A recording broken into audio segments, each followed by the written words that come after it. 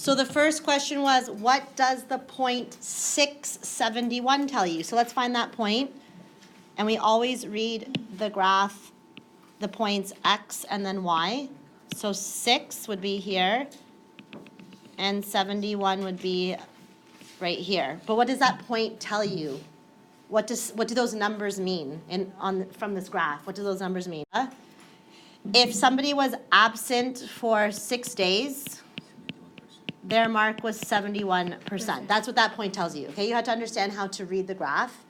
Now, the next question says, what mark might a student get if they were absent for 11 days? Now, you're answering that question based on this data, from this trend. Is there a trend in this data? It's a negative downward trend, but what does that tell us about days absent and mark? Yes, the data is negative and it's going downwards. The more you're absent, the lower your grade will be, according to this trend. Okay, that's what this data shows, that if you're absent more often, then it's more than likely your grade is going to drop. So if a student was absent for 11 days, where would I locate the number 11? On the x-axis or the y-axis? Where would you?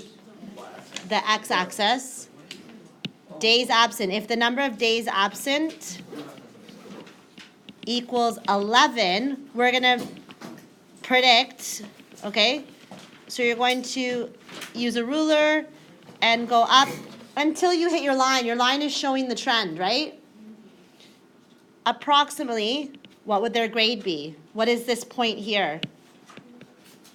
If they're absent for 11 days, we're going to estimate approximately, what do you think their grade was according to this trend? Approximately 69%. According to the graph, what is the maximum number of days that a student can be absent and still pass math? What grade do you need to pass math? 49, 50.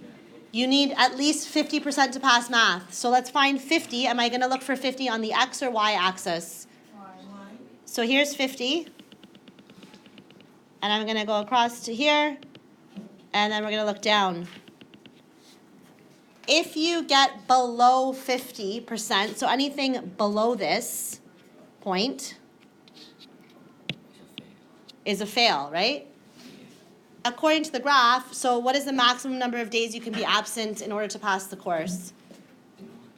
Look at where the point falls. What point is this at? 21? 20? That was okay? So approximately, if you're absent for 21 days, or 22, or 23, or 24, 25, anything below that, if I'm absent for 35 days, I'm going to fail because my mark's below 50. The last question, so using the scatter plot, how would you estimate the mark of someone who is absent for 0 days? So days absent is 0. We're going to estimate if they're absent for 0 days. Well, let's see. Where does this point hit my line? What do you think their grade would be if they had 0 days absent? 100. According to what I just plotted here, according to my line, what I just did, their mark would be around, 92 maybe. Okay, if you had anything between 90 to 100%, then I accepted your answer. So if they were absent for 0 days, we can predict that their mark is probably around 90 to 100.